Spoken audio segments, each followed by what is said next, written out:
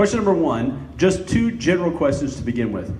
The first one is this, is that with your current employment obligations and commitments, will you be able to necessarily give the time to fully support the City of Fulshear and its goals?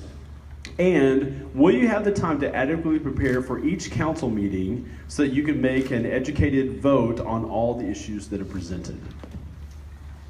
You know, whenever you run for a political office, as I did in 2010, you don't do that without giving it some serious consideration.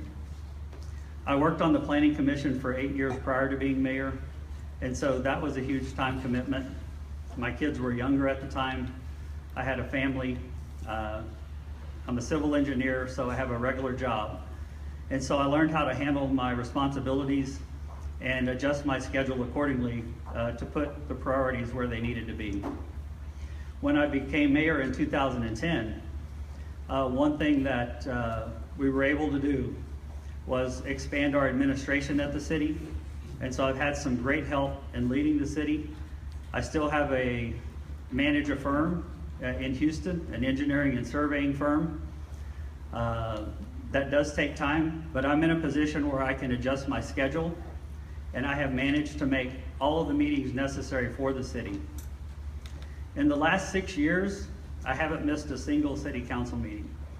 And so I do put the priority of the City of Fulshear where it rightly belongs.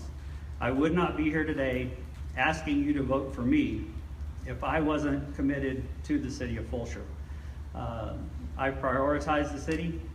I do have a wonderful family. My oldest daughter is at Texas A&M. She's out of the nest.